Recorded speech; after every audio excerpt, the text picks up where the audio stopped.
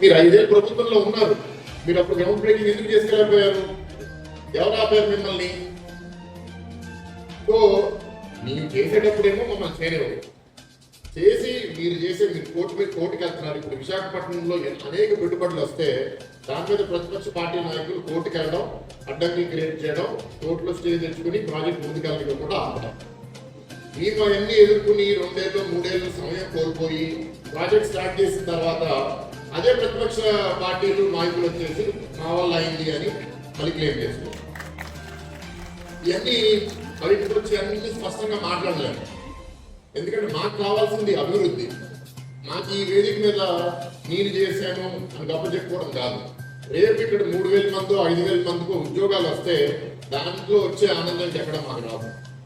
So అది మనం సాధించాలి. ఇక్కడ ఉన్న వాళ్ళందరికీ చెప్తున్నాను, నేను బయట ఒక మాట లోపల ఒక మాట నేను మాట్లాడను. మీకు ఎవరికన్నా ఇబ్బందులు ఉండి ఇక్కడ మీకు సరిగ్గా మీకు సమాధానం దొరకట్లేదని మీకు అనిపిస్తే నా దగ్గరికి రండి.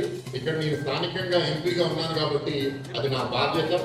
ఏదన్నా నేను ముక్కుసూటిగా పోతాను, నాకేదో స్వార్థం వస్తుంది, లేకపోతే నాకేదో కొన్ని ఓట్లు వస్తాయని నేను మీకు అబద్ధాలు చెప్పను. నాకు అది ఏదో అనిపిస్తేనే చేస్తాను, మంచి అనిపిస్తేనే నేను చేస్తాను. తప్పకుండా ఇవాళ జిందాల్ కంపెనీని కోరేది ఏంటి అంటే శక్తి ఎవరు అంటే ఒకవైపు నుంచి నారా లోకేష్ గారు, ఒకవైపు నుంచి పవన్ కళ్యాణ్ గారు, back in the screen Narendra Modi గారు. ఈ ముగ్గురు సమన్వయంతో జరుగుతున్న ఈ కార్యక్రమాల్లో ఎక్స్పోర్ట్ లో ఉన్న ఈ జేఎస్డబ్ల్యూ 1000 ఎకరాలు ఆయనకి నెగ్లిజిబుల్ మామూలుగా అయితే, కానీ ఇక్కడ కూడా రైతులు చాలా ఇబ్బంది పడుతున్నారు 20 సంవత్సరాలుగా. అక్కడ కూడా ఉపాధి అవకాశాలు కల్పించాలి, వాళ్ళకి సరైన న్యాయం చేయాలి అనుకున్నారు. కాబట్టి ఆయన స్వయంగా పరిశీలించడమే కాకుండా గౌరవ ముఖ్యమంత్రి గారు కూడా అమ్మ ఆయన 3వ తారీఖున శంకుస్థాపన చేయాలి. రైతులు ఎవరు కూడా ఇబ్బందులు పడి అక్కడికి రాకూడదు. రైతన్న వాడు బాధపడకుండా సంతోషంగా వచ్చి ఇక్కడికి వచ్చి ఆ శంకుస్థాపన కార్యక్రమంలో పాల్గొవాలి. మీరందరూ వెళ్ళి కూర్చొని సమస్యను పరిష్కరించండి అని మాకు ఆదేశాలు జారీ చేశారు. అయితే నిజంగా ఇక్కడ రైతులకి కూడా నేను హ్యాట్స్ ఆఫ్ చెప్పాలి.